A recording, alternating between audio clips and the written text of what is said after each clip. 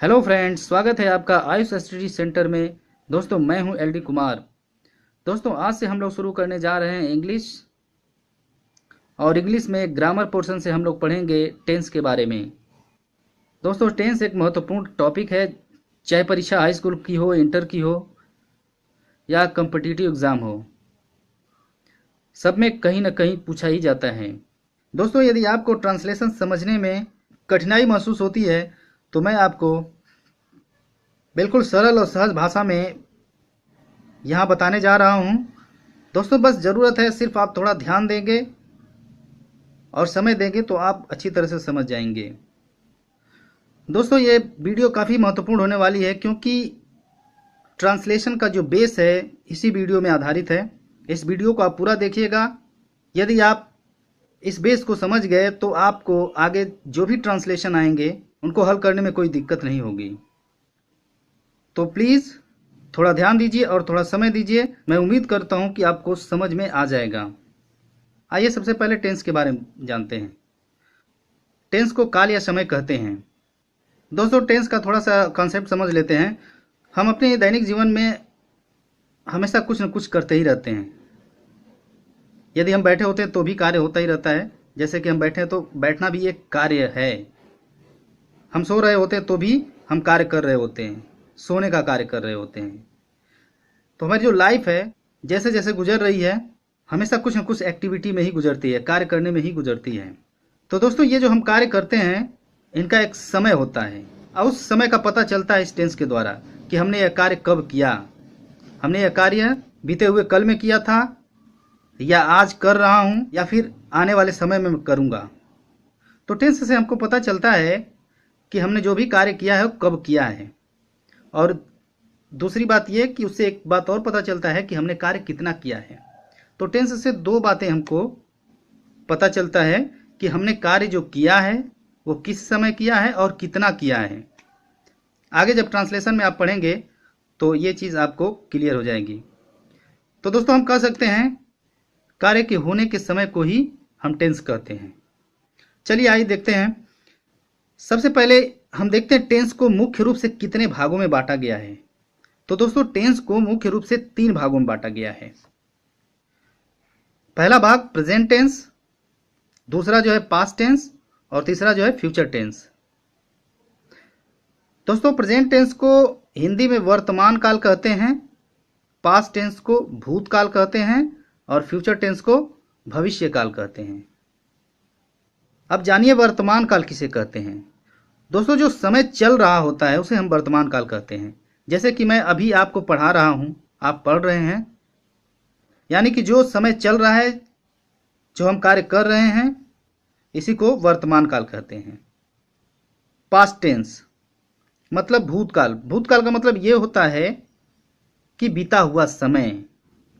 बीता हुआ समय मतलब वो समय जो हमने कार्य किए बीते हुए समय में किए। जैसे आप उच्च कक्षाओं में होंगे इस समय, लेकिन कभी आप फर्स्ट सेकेंड थर्ड में भी पढ़े होंगे, तो उस समय को हम भूतकाल कहते हैं या पास्ट टेंस कहते हैं। बीते हुए समय को पास्ट टेंस कहते हैं। तीसरा है फ्यूचर टेंस या भविष्य काल। वो समय जो आने वाला है। अभी आप पढ़ाई कर रहे हैं, तैयारी कर रहे हैं, परीक्षाओं की तैयारी कर रहे हैं, इसके बाद आपको नौकरी मिल जाएगी, जॉब करेंगे। तो जो समय चल रहा है वो वर्तमान काल है, प्रेजेंट टेंस है या प्रेजेंट टाइम है।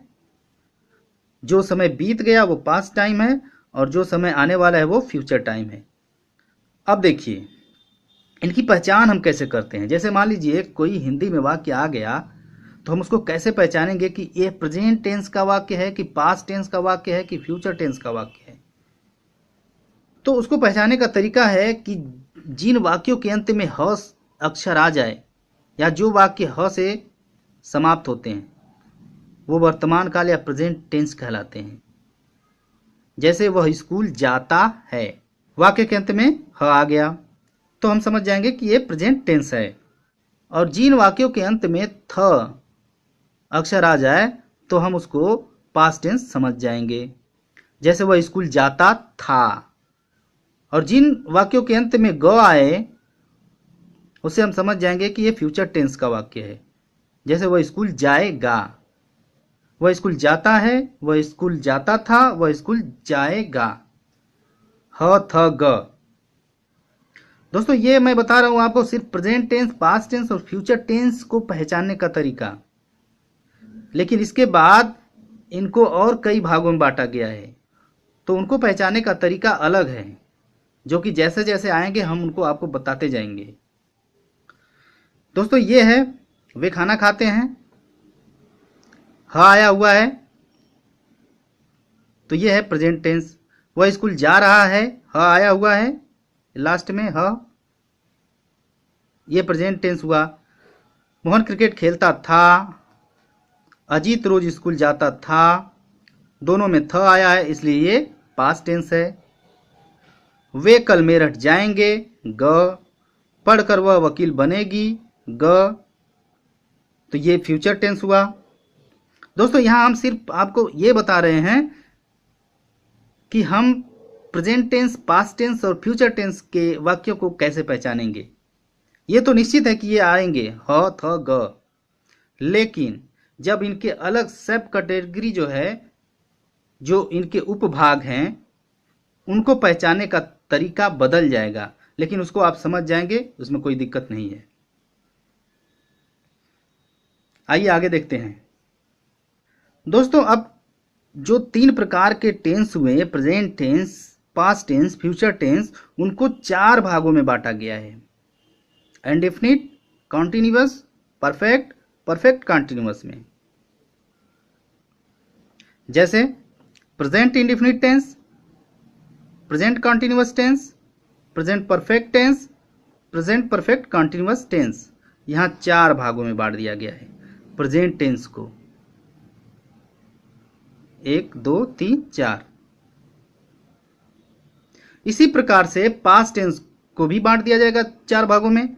Past indefinite tense, past continuous tense, past perfect tense, past perfect continuous tense. उसी तरह से future indefinite tense, future continuous tense, future perfect tense, future perfect continuous tense. कुल मिलाकर के 12 टेंस आपको पढ़ने होंगे।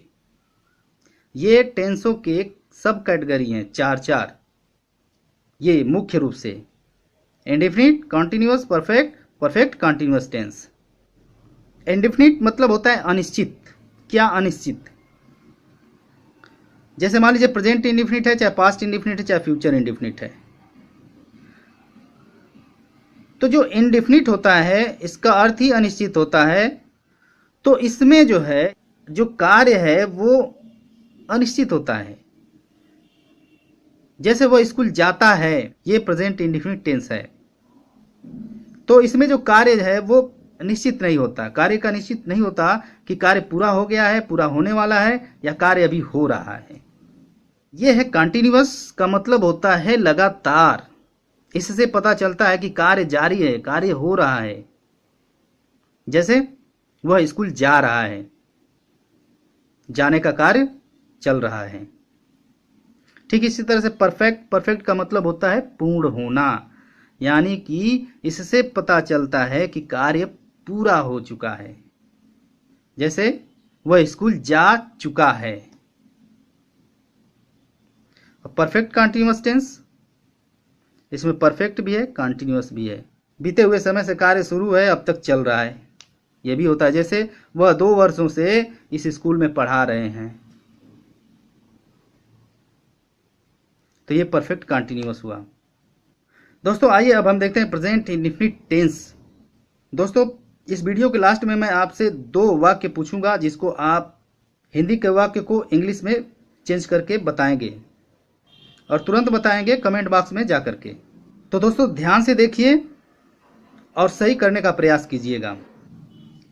तो दोस्तों 12 टेंस हमको पढ़ने हैं, जिसमें प्रेजेंट इंडेफिनिट टेंस पहला है। ये काफ़ी महत्वपूर्ण टेंस है। यदि इसको आप समझ गए तो मुझे विश्वास है कि आप अगले जो भी हैं 11 टेंस, उनको समझने में कोई भी कठिनाई आपको नहीं आएगी, क्योंकि प्रेजेंट इंडेफिनिट टेंस थोड़ा सा टिपिकल होता है। ध्यान से देखिएगा दोस्तों। दोस्तों प्रेजेंट इंडेफिनिट टेंस की जो पहचान होती है, सिम्पटम इसका जो होता है, इनके वाक्यों के अंत में ता है, ती है, ते है आता है। मैंने बताया था ना कि जब ह आ जाए तो समझिए कि वो प्रेजेंट टेंस है। तो ये ह आने से क्लियर हो गया कि प्रेजेंट टेंस है। और अब इंडिफिनिट है, इसको ता है, ती है, ते से पकड़ेंगे। यानी कि प्रेजेंट इंडिफिनिट में ता है, ती है, ते है आता है। यानी ता ते ती के साथ है आता है तो वो प्रेजेंट इंडिफिनिट होता है। जैसे वे खाना खाते हैं, यहाँ ते आया हुआ है तो ये प्रेजेंट इंडिफिनिट है। लेकिन यहाँ पे रहा है आया हुआ है, वह स्कूल जा रहा है। आगे जब आप पढ़ेंगे तो आपको बताया जाएगा कि ये प्रेजेंट कॉन्टिन्यूअस टेंस का पहचान है। प्रेजेंट तो है पर कॉन्टिन्यूअस है। कॉन्टिन्यूअस क्यों है? क्योंकि ये रहा आया हुआ है, रहा है, रही है, रहे हैं। ठीक है दोस्तों, अब इस प्रेजेंट इंडिफिनिट टेंस में हम पढ़ेंगे सिंपल सेंटेंस, साधारण वाक्य। दोस्तों सिंपल सेंटेंस को अफर्मेटिव या पॉजिटिव सेंटेंस भी कहते हैं। तो दोस्तों सारे टेंसों में हम 4 प्रकार के वाक्यों के बारे में पढ़ेंगे। पहला तो सिंपल सेंटेंस, दूसरा निगेटिव सेंटेंस, नकारात्मक वाक्य, तीसरा जो है इंट्रोगेटिव सेंटेंस, प्रश्नवाचक वाक्य, और चौथा जो है इंट्रोगेटिव प्लस निगेटिव यानी कि प्रश्नवाचक प्लस नकारात्मक वाक्य। साधारण वाक्य क्या होता है? साधारण वाक्य वे होते हैं जिनमें न कोई प्रश्न पूछा जाता है या न उसमें नहीं का प्रयोग किया गया हो। जैसे कि वह स्कूल जाता है, यह जो है साधारण वाक्य है। लेकिन यदि हम कह दें कि वह स्कूल नहीं जाता है, इसमें नहीं, नॉट का प्रयोग हो गया, तो ये अब नेगेटिव सेंटेंस हो गया, नकारात्मक वाक्य। यदि इसी को हम बोले कि क्या वह स्कूल जाता है, तो यानी इसमें प्रश्न पूछा जा रहा है कि क्या वह स्कूल जाता है, इसमें क्या प्रश्नवाचक शब्द आ गया, तो ये जो है प्रश्नवाचक वाक्य हो गया, क्या के आने की वजह से। लेकिन साधारण वाक्य में न नहीं का प्रयोग हुआ होगा और न ही क्या, क्यों, कैसे, कहाँ, ऐसे प्रश्नवाचक शब्दों का प्रयोग नहीं होता है साधारण वाक्यों में। अब निगेटिव प्लस इंट्रोगेटिव मतलब नहीं भी आएगा और प्रश्नवाचक शब्द भी आएंगे। जैसे क्या वह स्कूल नहीं जाता है, तो क्या भी आया है और नहीं भी आया है। आगे जैसे बताएंगे आप समझ जाएंगे। फिलहाल हम यहाँ सिंपल सेंटेंस, साधारण वाक्य की बात कर रहे हैं। अब आइए देखते हैं इसका नियम, कैसे हम हिंदी वाक्यों को अंग्रेजी में बदलते हैं। इनसे संबंधित जो भी तथ्य मैं बताते जा रहा हूँ आपको। अभी आप देखें कि प्रेजेंट इंडिफिनिट टेंस में हम 4 प्रकार के वाक्यों के बारे में पढ़ेंगे। अब जो सिंपल सेंटेंस, साधारण वाक्य हम पढ़ने जा रहे हैं, इसको बनाने का नियम क्या है, ये रूल, नियम यहाँ आप देखेंगे S plus V plus S or E S plus O. अब इसके बारे में आप समझ लीजिए दोस्तों। यहाँ पे एस वी ओ, एस का मतलब सब्जेक्ट कर्ता से है, वी का मतलब वर्ब क्रिया से है, ऑब्जेक्ट का मतलब कर्म से है। अब सब्जेक्ट क्या होता है, वर्ब क्या होता है और कर्म क्या होता है, इसको हम समझते हैं इस उदाहरण से। मोहन स्कूल जाता है। तो दोस्तों जो व्यक्ति कार्य करता है, कार्य करने वाले को ही हम कर्ता या सब्जेक्ट कहते हैं। जो कार्य करता है उसको सब्जेक्ट या कर्ता कहते हैं, और जो कार्य हो रहा होता है उसे वर्ब क्रिया कहते हैं, और जिसके बारे में कार्य किया जा रहा है वो कर्म होता है, ऑब्जेक्ट। तो यहां आप देखिए मोहन स्कूल जाता है, तो स्कूल कौन जाता है, मोहन, यानी कार्य करने वाला मोहन है, तो ये सब्जेक्ट हुआ। कार्य कौन सा हो रहा है, जाने का, चलने का कार्य हो रहा है, तो ये जाना वर्ब हुई। किसके बारे में कार्य किया जा रहा है, तो स्कूल के बारे में, यानी मोहन कहाँ जाने का काम कर रहा है, स्कूल जाने का काम, तो ये जो स्कूल हुआ ये ऑब्जेक्ट कर्म हुआ। तो ये है सब्जेक्ट, वर्ब और ऑब्जेक्ट। दोस्तों यदि आप कॉम्पिटिटिव एग्जाम की तैयारी करते हैं, प्रतियोगी परीक्षाओं में बैठते हैं आप, दोस्तों ये है स्टडी विथ एलडी चैनल का नाम है। यहाँ पर मैं स्वयं पढ़ाता हूँ। दोस्तों यहाँ पे आपको कॉम्पिटिटिव एग्जाम से संबंधित कंटेंट्स मिलेंगे। यहाँ पे आपको जैसे जीके हुआ, सामान्य ज्ञान, ज्योग्राफी आपको यहाँ पे बेसिक रूप से पढ़ने के लिए मिलेगी। इसके साथ और भी सब्जेक्ट हैं।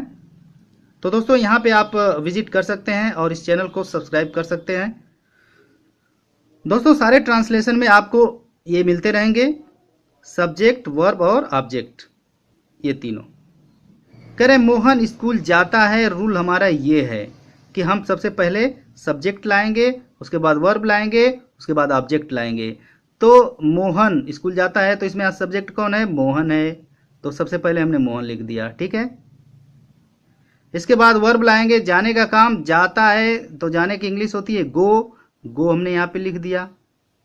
इसके बाद तब आ जाता है ऑब्जेक्ट यानी स्कूल, ये स्कूल यहाँ हमने लिख दिया। अब तीनों हमने लिख दिया, ये सब्जेक्ट हो गया, वर्ब हो गया, ऑब्जेक्ट हो गया। तो ये हमारा वाक्य क्या सही है? नहीं, अभी ये वाक्य हमारा सही नहीं है, पर इसका जो रखने का क्रम है वो हमने रख दिया है। दोस्तों ध्यान रखिएगा, ये क्रम है, पहले सब्जेक्ट आता है, फिर वर्ब आएगा, फिर ऑब्जेक्ट आएगा। ये साधारण वाक्य का क्रम है, सिंपल सेंटेंस का। अब दोस्तों एक नियम इसमें और फॉलो किया जाता है, यहाँ पे एस और यस का प्रयोग किया जाता है मेन वर्ब में। किस स्थिति में? यदि सब्जेक्ट आपका सिंगुलर नंबर है, एक वचन करता है, तो हम क्रिया यानी जो वर्ब है इसमें यस और यस का प्रयोग करके इसको भी एक वचन में बनाएंगे। तो यहाँ पे हम क्या लगाएंगे? यस और यस में से कोई एक लगा देंगे। तो यहाँ हम यस लगाते हैं, यस लगा दिया, हो गया गोज। अब दोस्तों मोहन गोज टू स्कूल, ये हमारा वाक्य अब सही हो गया है। ये टू लगा है, ये प्रीपोजिशन है। प्रश्न ये बनता है कि हम इस गो में यस ही क्यों लगाए हैं, क्यों नहीं एस लगाए हैं? तो दोस्तों इसका भी नियम होता है कि वर्ब में हम कब एस जोड़ते हैं और कब ईएस जोड़ते हैं। यही टिपिकल चीज है, इस पे ध्यान देंगे। दोस्तों एस और यस लगाएंगे, उसका नियम हम देखेंगे, उससे पहले हम जान लें कर्ता दो तरह के होते हैं सब्जेक्ट। एक जो है सिंगुलर नंबर एक वचन कर्ता, प्लूरल नंबर बहुवचन कर्ता, ठीक है।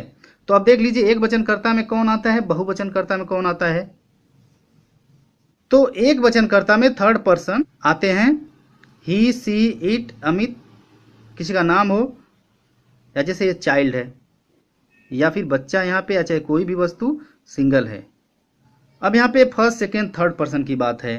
तो दोस्तों जैसे मैं हूं, किसी से बात कर रहा हूं तीसरे के बारे में, जैसे कि मैं कह रहा हूं मेरे सामने मेरा मित्र है, उस मित्र से मैं कह रहा हूं कि अमित कल दिल्ली से आएगा, तो मैं फर्स्ट पर्सन हो गया, और जिससे मैं बात कर रहा हूं वो सेकेंड पर्सन हो गया, और जिसके बारे में हम बात कर रहे हैं वो थर्ड पर्सन हो जाता है।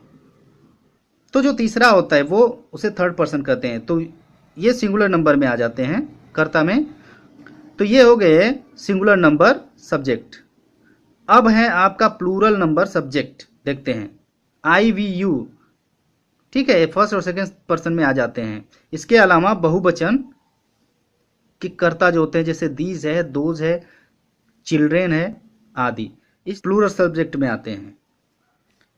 तो दोस्तों जो हमने ये एस और यस की बात की है, सिर्फ उसी समय इसका हम प्रयोग करेंगे जब हमारा जो सब्जेक्ट कर्ता है वो सिंगुलर नंबर में हो, तभी हम एस और यस का प्रयोग करेंगे। इस चीज का ध्यान रहे आपको। यदि यह प्लूरल नंबर में है, यहाँ यदि मोहन के जगह मैं हूं, तुम है, तो हमें एस और यस लगाने की कोई जरूरत पड़ेगी ही नहीं।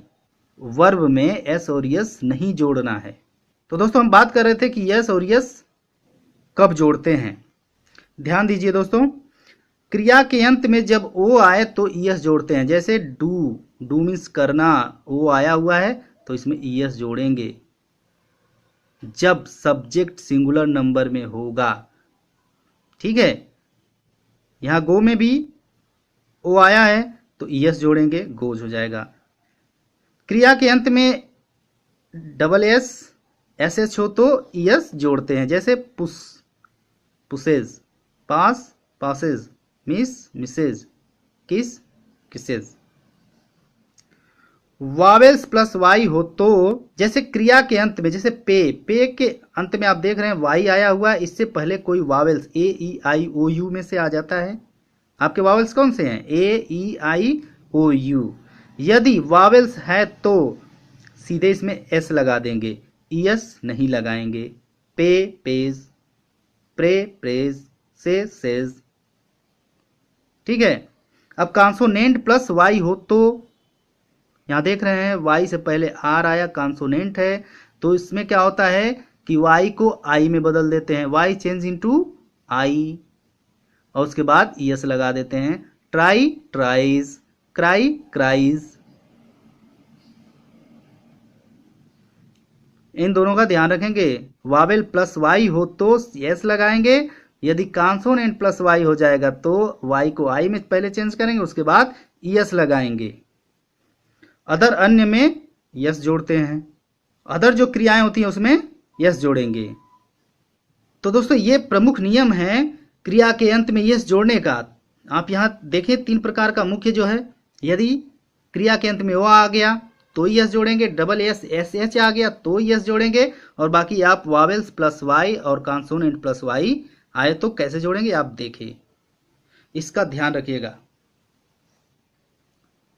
तो दोस्तों यहां आप देख रहे हैं मोहन स्कूल जाता है, मोहन एक वचन है, क्रिया को भी एक वचन बनाया गया, मोहन गोज टू स्कूल। आइए अन्य उदाहरण देखते हैं। सीता घर लौटती है, सीता रिटर्न्स होम। सीता एक वचन है, यहाँ रिटर्न क्रिया में एस जोड़ा गया। आप देखें एस जोड़ने का जो नियम था वह इसको फॉलो नहीं क्रिया कर रही है, इसका मतलब इसमें एस जोड़ा जाएगा क्योंकि यहाँ पे एन आया हुआ है।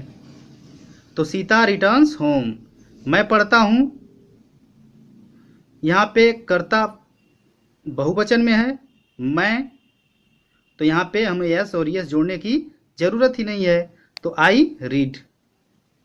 वह पढ़ता है, ही रीड्स, यहाँ पे एस और एस जोड़ने की जरूरत पड़ गई क्योंकि कर्ता यहाँ पे एक वचन में है ही, तो इसमें हम एस जोड़ेंगे। चूंकि एस इसलिए जोड़ेंगे क्योंकि ये जो रीड क्रिया है, वर्ब है, यह एस जोड़ने वाले नियम को फॉलो नहीं कर रही है, यानी न इसके अंत में ओ आया है, न डबल एस, न एस एच आया, न वाई के साथ वावेल्स और कॉन्सोनेंट आया है, तो इसलिए हम इसमें जो है एस जोड़ेंगे। ठीक है दोस्तों, ये आपका होमवर्क है। वे सोते हैं, लड़कियां खेलती हैं। कमेंट बॉक्स में इसको हल करके आप बताइए। तो दोस्तों आपको वीडियो कैसी लगी? वीडियो अच्छी लगी तो आप लाइक करना नहीं भूलेंगे और चैनल को सब्सक्राइब करें, बेल आइकन टच करें जिससे कि आपको नोटिफिकेशन प्राप्त हो सके। और दोस्तों आगे की वीडियो जो है, इसका जो प्रेजेंट इंडेफिनिट टेंस का नेगेटिव और इंट्रोगेटिव है वो अगली वीडियो में मैं बताऊंगा। दोस्तों आपने वीडियो को देखा इसके लिए बहुत बहुत धन्यवाद।